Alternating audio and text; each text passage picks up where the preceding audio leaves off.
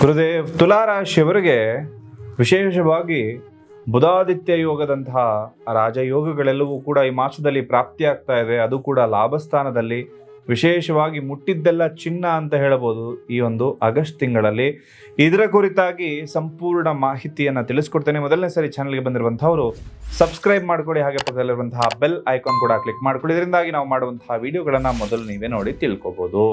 ಹಾಗೆ ಈ ಮಾಸದಲ್ಲಿರ್ತಕ್ಕಂತಹ ಗ್ರಹಗತಿಗಳ ಬದಲಾವಣೆ ಇದೆ ಅಂತ ಹೇಳಿ ನೋಡ್ಕೊಂಬರೋಣ ಬನ್ನಿ.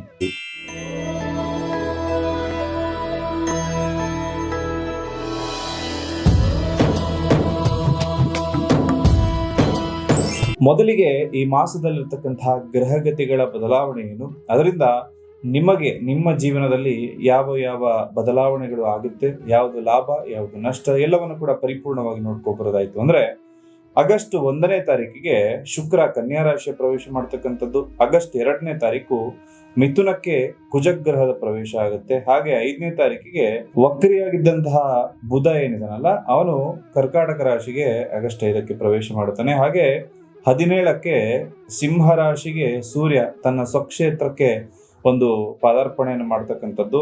ಹಾಗೆ 22ನೇ ತಾರೀಕಿಗೆ ಸಿಂಹ ರಾಶಿಗೆ ಬುಧ ಗ್ರಹದ ಪ್ರವೇಶ ಆಗುತ್ತೆ. ಇದಿಷ್ಟು ಈ ಮಾಸದಲ್ಲಿರ್ತಕ್ಕಂತಹ ಮೇಜರ್ ಟ್ರಾನ್ಸಿಷನ್ ಆಗಿರುತ್ತೆ, ಅಂದ್ರೆ ಗ್ರಹಗತಿಗಳ ಬದಲಾವಣೆಗಳಾಗಿರುತ್ತೆ. ಇದರಿಂದಾಗಿ ನಿಮ್ಮ ಜೀವನದಲ್ಲಿ ಯಾವ ರೀತಿಯ ಬದಲಾವಣೆಗಳಾಗುತ್ತೆ ಅಂತ ಹೇಳಿ ತಿಳ್ಕೊಳ್ಳೋಣ.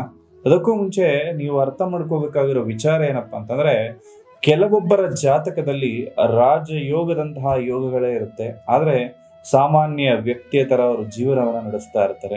ಇನ್ನು ಕೆಲವರ ಜೀವನದಲ್ಲಿ ಯಾವುದೇ ಯೋಗ ಇಲ್ಲ ಇದ್ರೂ ಕೂಡ ದಿನದಿಂದ ದಿನಕ್ಕೆ ಅಭಿವೃದ್ಧಿಯನ್ನ ಕಾಣ್ತಾರೆ. ಅದಕ್ಕೆ ಮೂಲ ಕಾರಣ ಏನಪ್ಪಾ ಅಂತಂದ್ರೆ, ತಮ್ಮ ಜಾತಕವನ್ನ ಅವರು ಪರಿಶೀಲನೆ ಮಾಡಿಕೊಂಡು ನನಗೆ ಯಾವ ದಾರಿಯಲ್ಲಿ ಹೋದ್ರೆ ಸಕ್ಸಸ್ ಸಿಗುತ್ತೆ, ಯಾವುದು ಲಾಭ ಯಾವುದು ನಷ್ಟ ಅಂತ ಹೇಳಿ ಪರಿಪೂರ್ಣವಾಗಿ ತಿಳ್ಕೊಂಡಿರ್ತಾರೆ.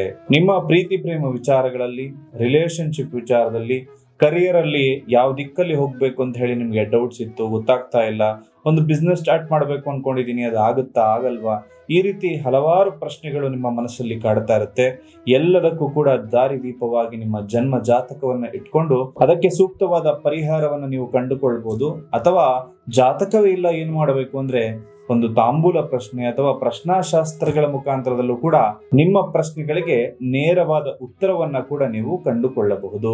ಜೊತೆಗೆ ಪ್ರಶ್ನಾಶಾಸ್ತ್ರದಲ್ಲಾಗಿರ್ಬೋದು ಅಥವಾ ನಿಮ್ಮ ಜನ್ಮ ಜಾತಕವನ್ನ ನೋಡುವಾಗ ಯಾವ ಗ್ರಹಗತಿ ನಿಮಗೆ ತೊಂದರೆ ಕೊಡ್ತಾ ಇದೆ, ಅದಕ್ಕೆ ಏನು ಪರಿಹಾರ ಮಾಡಬೇಕು, ಅಥವಾ ಯಾವ ಗ್ರಹ ನಿಮ್ಮ ಜಾತಕದಲ್ಲಿ ಬಲಿಷ್ಠನಾಗಿದ್ದಾನೆ ಅಥವಾ ಆಕ್ಟಿವ್ ಆಗದೆ ಕೂತಿದ್ದಾನೆ, ಆ ಗ್ರಹಗತಿಗಳನ್ನ ಆಕ್ಟಿವೇಟ್ ಮಾಡೋದ್ರಿಂದ ನಿಮ್ಮ ಕಷ್ಟಗಳೆಲ್ಲ ಪರಿಹಾರವಾಗಿ ಸರಿಯಾದ ದಾರಿಯಲ್ಲಿ ಹೋಗೋದಕ್ಕೆ ನಿಮಗೆ ಅದು ಸಹಾಯಕವಾಗುತ್ತೆ.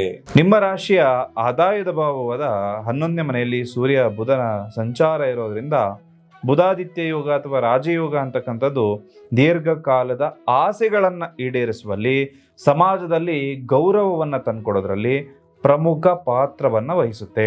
ಕೌಟುಂಬಿಕ ಜೀವನದಲ್ಲಿ ಸುಖ ಸಾಮರಸ್ಯ ಅನ್ನೋದಿರುತ್ತೆ. ಹಿರಿಯರ ಮೇಲೆ, ಸ್ನೇಹಿತರ ಮೇಲೆ ಸ್ವಲ್ಪ ಸಂಪೂರ್ಣ ಅವರಿಂದ ಬೆಂಬಲ ಅಥವಾ ನಿಮ್ಮಿಂದಾಗಿ ಅವ್ರಿಗೆ ಬೆಂಬಲ ಸಿಗುವಂತಹದ್ದು. ಹಾಗೆ ಸಂಗಾತಿ ಜೊತೆಗೆ ಪ್ರೀತಿ ಪ್ರೇಮ ನಂಬಿಕೆ ಹೆಚ್ಚಾಗುವಂಥದ್ದು. ದಂಪತಿಗಳು ಒಟ್ಟಿಗೆ ಪ್ರವಾಸ ಕೈಗೊಳ್ಳುವಂಥದ್ದು. ಹಾಗೆ ಪ್ರೇಮಿಗಳಿಗೆ ಈ ತಿಂಗಳು ಅತ್ಯಂತ ರೋಮಾಂಚನಕಾರಿಯಾಗಿರುತ್ತೆ. ನಿಮ್ಮ ಪ್ರೀತಿ ಸಂಬಂಧ ವಿವಾಹದ ಹಂತಕ್ಕೆ ಬಂದು ಒಂದು ಶುಭ ಸುದ್ದಿ ಸಿಗುವಂತಹ ಯೋಗಗಳು, ಶುಭ ಮುಹೂರ್ತ ಬರುವಂತಹ ಯೋಗನೇ ಈ ಮಾಸದಲ್ಲಿ ಬರುತ್ತೆ. ಹಾಗೂ ಆರ್ಥಿಕ ದೃಷ್ಟಿಯಿಂದ ಆಗಸ್ಟ್ ತಿಂಗಳು ನಿಮಗೆ ಸುವರ್ಣ ಅವಕಾಶವನ್ನು ತಂದುಕೊಡುತ್ತೆ. 11ನೇ ಮನೆಯಲ್ಲಿ ಗ್ರಹಗಳ ಶುಭ ಪ್ರಭಾವದಿಂದಾಗಿ ಆದಾಯದಲ್ಲಿ ಭಾರಿ ಏರಿಕೆ ಕಂಡು ಬರುವಂಥದ್ದು. ದೀರ್ಘಕಾಲದಿಂದ ಬರಬೇಕಾದ ಬಾಕಿ ಹಣ ಅಥವಾ ಸಿಗಾಕೊಂಡಿರುವಂತಹ ಸಾಲದ ಮೊತ್ತ ನಿಮ್ಮ ಕೈ ಸೇರುವಂಥದ್ದು. ಶೇರ್ ಮಾರ್ಕೆಟ್ ಅಥವಾ ಯಾವುದೇ ಒಂದು ಹೂಡಿಕೆ ಮಾಡುವಾಗ ಎಚ್ಚರಿಕೆಯಿಂದ ಹೂಡಿಕೆಯನ್ನು ಮಾಡ್ಕೊಳ್ಳಿ, ಬ್ಲೈಂಡ್ ಆಗಿ ಯಾವುದೇ ಮಾಡಕ್ಕೆ ಹೋಗಬೇಡಿ. ಹಾಗೂ ಒಂದು ಲಾಭಾಂಶ ಸಿಗುವಂತಹ ಸಾಧ್ಯತೆ ಅಂತೂ ಈ ಮಾಸದಲ್ಲಿದೆ. ಇನ್ನು ಆಸ್ತಿ ಮತ್ತು ಭೂಮಿ ವ್ಯವಹಾರಗಳನ್ನು ನೋಡ್ತಾ ಇರುವಂಥವ್ರಿಗೆ ಈ ತಿಂಗಳು ಅತ್ಯಂತ ಸೂಕ್ತವಾಗಿರುತ್ತೆ. ಹೊಸ ನಿವೇಶನ, ಮನೆ, ಫ್ಲ್ಯಾಟ್ ಖರೀದಿಸುವಂತಹ ಯೋಗ ಆಗಸ್ಟ್ 17ನೇ ತಾರೀಕು ನಂತರ ಬರುತ್ತೆ. ಇನ್ನು ರಿಯಲ್ ಎಸ್ಟೇಟ್ ಅಥವಾ ಕೃಷಿ ಭೂಮಿಯಲ್ಲಿ ಹೂಡಿಕೆ ಮಾಡೋದಕ್ಕೆ ಬಯಸ್ತಾ ಇರುವಂಥವರು ಈ ತಿಂಗಳು ಉತ್ತಮ ಲಾಭವನ್ನು ಪಡ್ಕೊಳ್ಬೋದು. ಪಿತ್ರಾರ್ಜಿತ ಆಸ್ತಿಯಲ್ಲಿ ವಿವಾದಗಳು ಎಲ್ಲವೂ ಕೂಡ ದೂರ ಆಗುವಂತಹ ಸಂದರ್ಭಗಳು ಕೂಡ ಬರುತ್ತೆ. ಸುಖ ಅಂತ್ಯ ಅಂತಕ್ಕಂಥದ್ದು ಪ್ರಾಪ್ತಿಯಾಗುತ್ತೆ. ವಿದ್ಯಾರ್ಥಿಗಳಿಗೆ ಈ ತಿಂಗಳು ಸಕಾರಾತ್ಮಕ ಫಲಿತಾಂಶಗಳು ಸಿಗುವಂಥದ್ದು. ನಿಮ್ಮ ಏಕಾಗ್ರತೆ ಮತ್ತು ಗ್ರಹಣ ಶಕ್ತಿ ಏನಿದೆಯಲ್ಲ, ಇದು ತುಂಬ ಹೆಚ್ಚಾಗಿ ಕಾಂಪಿಟೇಟಿವ್ ಎಕ್ಸಾಮ್ಸ್ ಬರೆದಿದ್ರೆ ಉತ್ತಮ ರೀತಿಯಾಗಿರ್ತಕ್ಕಂತಹ ಮಾರ್ಕ್ಸ್ ಬರೋ ಸಾಧ್ಯತೆ ಇರುತ್ತೆ. ಹಾಗೂ ಉನ್ನತ ಶಿಕ್ಷಣಕ್ಕೆ ಪ್ರತಿಷ್ಠಿತ ಸಂಸ್ಥೆಗಳಿಗೆ ಪ್ರವೇಶ ಮಾಡೋದಕ್ಕೆ ಬಯಸ್ತಾ ಇದ್ರೆ ವಿದ್ಯಾರ್ಥಿಗಳಿಗೆ ಈ ತಿಂಗಳು ಶುಭ ವಾರ್ತೆ ಅನ್ನೋದು ಸಿಗುತ್ತೆ. ಇನ್ನು ಹೊಸ ವಾಹನ ಖರೀದಿಸಿಕೆ ಯೋಚನೆ ಮಾಡ್ತಾ ಇದ್ರೆ ಈ ಕನಸು ಖಂಡಿತವಾಗ್ಲೂ ಕೂಡ ನನಸಾಗುವ ಸಾಧ್ಯತೆ ಹೆಚ್ಚಾಗಿ ಕಂಡುಬರ್ತಾ ಇರುವಂಥದ್ದು. ನಿಮ್ಮ ರಾಶ್ಯಾಧಿಪತಿ ಶುಕ್ರನ ಅನುಗ್ರಹದಿಂದ ಐಷಾರಾಮಿ ಅಥವಾ ನೆಚ್ಚಿನ ವಾಹನವನ್ನು ಖರೀದಿ ಮಾಡುವಂತಹ ಯೋಗ ಬರುತ್ತೆ. ವಿಶೇಷವಾಗಿ ಆಗಸ್ಟ್ 17ರ ನಂತರ ಖಂಡಿತವಾಗ್ಲೂ ಕೂಡ ಸಮಯ ನಿಮಗೆ ಚೆನ್ನಾಗಿರುತ್ತೆ ವಾಹನ ಖರೀದಿ ಮಾಡಲಿಕ್ಕೆ. ಹಾಗೂ ವೃತ್ತಿ ರಂಗದಲ್ಲಿದ್ದ ಅಡೆತಡೆಗಳು ಕೂಡ ದೂರ ಆಗಿ ಪ್ರಗತಿ ಕಂಡು ಬರುತ್ತೆ. ಹಾಗೂ ಕಚೇರಿಯಲ್ಲಿ ನಿಮ್ಮ ಕಠಿಣ ಪರಿಶ್ರಮಕ್ಕೆ ತಕ್ಕ ಮನ್ನಣೆ ಸಿಗುವಂಥದ್ದು, ಸ್ಯಾಲರಿಯಲ್ಲಿ ಹೈಕ್ ಆಗುವ ಸಾಧ್ಯತೆ ಬರುತ್ತೆ. ಪ್ರಮೋಷನ್ ಸಿಗುವಂತಹ ಬಲವಾದ ಸಾಧ್ಯತೆ ಕಂಡು ಬರ್ತಾ ಇರುವಂಥದ್ದು. ನಿರುದ್ಯೋಗಿಗಳಿಗೆ ಪ್ರತಿಷ್ಠಿತ ಸಂಸ್ಥೆಗಳಿಂದ ಒಳ್ಳೆಯ ಉದ್ಯೋಗದ ಅವಕಾಶ ಬರುವಂಥದ್ದು. ವ್ಯಾಪಾರಸ್ಥರಿಗೆ ಒಂದು ಒಳ್ಳೆ ಡೀಲ್ ಸಿಕ್ಕಿ ನಿಮಗೆ ವ್ಯವಹಾರ ಭಾಳ ಟೈಮಿಂದ 99% ಆಗ್ತಾ ಇದೆ, 100% ಆಗ್ತಾ ಇಲ್ಲ ಅಂತ ನೀವು ಯೋಚನೆ ಮಾಡ್ತಾ ಇದ್ರೆ ಈ ತಿಂಗಳ ಖಂಡಿತವಾಗ್ಲೂ ಕೂಡ ಆ ಎಲ್ಲ ಶುಭ ಕಾರ್ಯಗಳು ಈ ತಿಂಗಳಲ್ಲಿ ನಡೆಯುತ್ತೆ. ಪ್ರಿಕಾಷನ್ಸ್ ನೀವೇನೋ ತಗೋಬೇಕು ಅಂದರೆ ಅತಿಯಾದ ಆತ್ಮವಿಶ್ವಾಸ ಬೇಡ. ಎಲ್ಲವೂ ಕೂಡ ನಿಮ್ಮ ಪರವಾಗಿರುತ್ತೆ. ಅತಿಯಾದ ಆತ್ಮವಿಶ್ವಾಸ ಇದ್ದಾಗ ಕೆಲಸವನ್ನು ನಿರ್ಲಕ್ಷ್ಯ ಮಾಡುವಂಥದ್ದಾಗತ್ತೆ.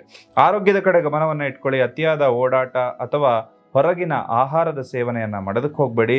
ಸಣ್ಣ ಪುಟ್ಟ ಸಮಸ್ಯೆಗಳು ಎದುರಾಗ್ಬೋದು.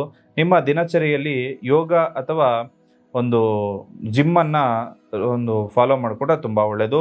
ಖರ್ಚುಗಳ ಮೇಲೆ ಹಿಡಿತವನ್ನು ಇಟ್ಕೊಳ್ಳಿ. ಆದಾಯ ಹೆಚ್ಚಾದರೂ ಕೂಡ ಐಷಾರಾಮಿ ವಸ್ತುಗಳ ಮೇಲೆ ವ್ಯಾಮೋಹ ಅಂತಕ್ಕಂಥದ್ದು ಅನಗತ್ಯ ಖರ್ಚುಗಳ ಕಡೆ ದಾರಿ ಮಾಡಿಕೊಡುವಂತಾಗುತ್ತೆ. ಬಜೆಟನ್ನು ನಿಯಂತ್ರಣದಲ್ಲಿ ಇಟ್ಕೊಳ್ಳಿ. ಇನ್ನು ನೀವು ಮಾಡಬೇಕಾಗಿರೋ ಪರಿಹಾರಗಳೇನು ಅಂತ ಹೇಳಿ ನೋಡ್ಕೊಬರೋಣ ಬನ್ನಿ. ಎಷ್ಟು ದಿನ ಅಂತ ಹೇಳಿ ಈ ಕಷ್ಟದ ಜೀವನವನ್ನು ಮಾಡ್ತೀರಿ? ನೀವು ಕೂಡ ಹೊರಗಡೆ ಬರಬೇಕು, ನಾವು ಕೂಡ ಸುಖವಾಗಿರಬೇಕು ಅಂತಕ್ಕಂತಹ ಒಂದು ಅಭಿಲಾಷೆ ಪ್ರತಿಯೊಬ್ಬರ ಮನಸ್ಸಿನಲ್ಲಿ ಇರ್ತಕ್ಕಂಥದ್ದು ಸರ್ವೇ ಸಾಮಾನ್ಯ. ನಿಮ್ಮೆಲ್ಲರಿಗೂ ಕೂಡ ಉಪಯೋಗವಾಗ್ತಕ್ಕಂತಹ ವಿಚಾರವನ್ನು ತಿಳಿಸ್ಕೊಡ್ತೇನೆ ನೋಡಿ. ಈ ಪ್ರಪಂಚ ಯಾವತ್ತು ಸೃಷ್ಟಿ ಆಯ್ತಲ್ಲ ಅವತ್ತೇ ಒಂದಷ್ಟು ವಿಚಾರಗಳು ಈ ಪ್ರಪಂಚದ ಭೂಮಿಯ ಆಳದಲ್ಲಿ ಬಂದಿರುತ್ತೆ. ಅದು ಜೆಮ್ ಸ್ಟೋನ್ಸ್ ಅಂದ್ರೆ ರತ್ನಗಳು. ಈ ರತ್ನಗಳನ್ನ ಬಳಸ್ಕೊಂಡು ನಾವು ಯಾವ ಗ್ರಹಗತಿಗೆ ಸಂಬಂಧಪಟ್ಟಂತಹ ಪರಿಹಾರವನ್ನ ಮಾಡಬೇಕು ಅಂತ ಹೇಳಿ ನಮ್ಮ ಋಷಿ ಮುನಿಗಳು ಹಿಂದಿನ ಕಾಲದಲ್ಲೇ ತಿಳಿಸ್ಕೊಟ್ಟಿದ್ದಾರೆ. ಇದ್ಯಾವುದು ನಾವು ಗೊತ್ತಿಲ್ಲದೆ ಸುಮ್ಮನೆ ಆ ಕಷ್ಟದ ಜೀವನದಲ್ಲೇ ಬಳುತ್ತಾ ಇರ್ತೀವಿ.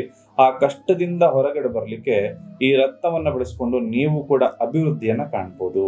ನಿಮ್ಮ ರಾಶಿಯ ಪ್ರಕಾರ ಜೊತೆಗೆ ನಿಮ್ಮ ಕುಂಡಲಿ ಹಾಗೂ ನಿಮಗೆ ಏನು ಸಮಸ್ಯೆ ಆಗ್ತಾ ಇದೆ ಅದರ ಪ್ರಕಾರ ಕಸ್ಟಮೈಸೇಷನ್ ಮಾಡಿ ಪ್ರತಿಯೊಬ್ಬರಿಗೂ ಕೂಡ ಬೇರೆ ಬೇರೆ ಆದಂತಹ ಕ್ರಿಸ್ಟಲ್ ಗಳನ್ನ ನಾವು ಒದಗಿಸಿ ಕೊಡ್ತಾ ಇದ್ದೇವೆ.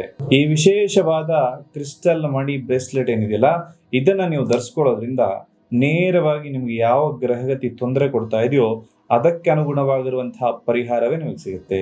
ನಮ್ಮ ಗ್ರಹಚಾರವನ್ನ ನೇರವಾಗಿ ಈ ರತ್ನಗಳು ಕಂಟ್ರೋಲ್ ಮಾಡಬಲ್ಲದು ಮತ್ತು ನಮ್ಮ ಜೀವನದ ಲಕ್ ಅನ್ನೋದು ಕೂಡ ಈ ಒಂದು ಗ್ರಹಗತಿಗಳನ್ನ ಆಕ್ಟಿವೇಶನ್ ಮಾಡೋದ್ರಿಂದ ಖಂಡಿತವಾಗ್ಲೂ ನಮಗೂ ಕೂಡ ಶುಭವಾಗುತ್ತೆ. ನಿಮಗೂ ಕೂಡ ಈ ವಿಶೇಷವಾದ ಮಣಿಗಳು ಬೇಕಾಗಿದ್ದಲ್ಲಿ ಸ್ಕ್ರೀನ್ ಮೇಲೆ ಕಾಣ್ತಾ ಇರುವ ನಂಬರ್ಗೆ ಒಂದು ವಾಟ್ಸಪ್ ಮಾಡಿ, ಬ್ರೇಸ್ಲೆಟ್ ಬೇಕು ಅಥವಾ ಕ್ರಿಸ್ಟಲ್ ಮಣಿಗಳು ಅಂತ ಹೇಳಿ ನಿಮಗೆ ಸಂಪೂರ್ಣವಾದ ಮಾಹಿತಿಯನ್ನ ನಾವು ತಲುಪಿಸ್ಕೊಡ್ತೇವೆ. ತುಲಾರಾಶಿಯವರು ಲಕ್ಷ್ಮೀ ಆರಾಧನೆ ಮಾಡುವಂಥದ್ದು. ಅಧಿಪತಿ ಶುಕ್ರ ಆಗಿರೋದ್ರಿಂದ ಲಕ್ಷ್ಮೀ ನಾರಾಯಣ ಅಂತ ಹೇಳ್ತೀವಿ. ಹಾಗಾಗಿ ನಾರಾಯಣನ ಒಲಿಸ್ಕೊಂಡ್ರೆ ತುಂಬ ಒಳ್ಳೆಯದು, ಅಥವಾ ಲಕ್ಷ್ಮಿಯನ್ನ ಒಲಿಸ್ಕೊಂಡ್ರೆ ನಾರಾಯಣ ಕೂಡ ಒಲಿತಾನೆ.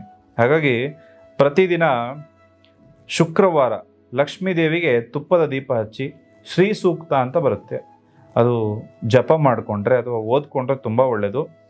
ಹಾಗೆ ಬಿಳಿ ವಸ್ತುಗಳನ್ನು ದಾನ ಮಾಡ್ಕೊಳ್ಳಿ. ಶುಕ್ರವಾರ ದಿವಸ ಬಡವರಿಗೆ ಅಥವಾ ಅಗತ್ಯ ಇರುವಂಥವ್ರಿಗೆ ಅಕ್ಕಿ, ಹಾಲು, ಸಕ್ಕರೆ ಅಥವಾ ಬಿಳಿ ಬಟ್ಟೆಯನ್ನು ದಾನ ಮಾಡ್ಕೊಳ್ಳಿ. ದುರ್ಗಾ ಚಾಲಿಸವನ್ನು ಓದುವಂಥದ್ದು ಮಾನಸಿಕ ಧೈರ್ಯ ಮತ್ತು ನಕಾರಾತ್ಮಕ ಶಕ್ತಿಗಳಿಂದ ನಿಮಗೆ ನಿವಾರಣೆಯನ್ನು ಕೊಟ್ಟು ನಿಮಗೆ ಖಂಡಿತವಾಗ್ಲೂ ಒಂದು ಪಾಸಿಟಿವ್ ಎನರ್ಜಿಯನ್ನು ದುರ್ಗಾ ಚಾಲೀಸ್ ತಂದುಕೊಡುತ್ತೆ. ಅಥವಾ ದುರ್ಗಾ ಅಷ್ಟೋತ್ತರವನ್ನಾದರೂ ಕೂಡ ಓದ್ಬೋದು.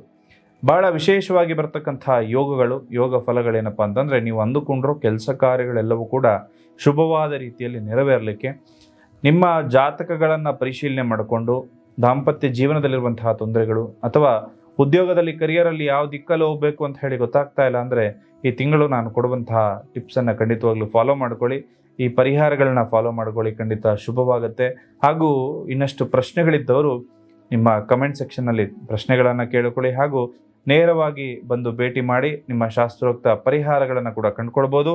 ಎಲ್ರಿಗೂ ಕೂಡ ಶುಭವಾಗಲಿ. ನಮಸ್ಕಾರ.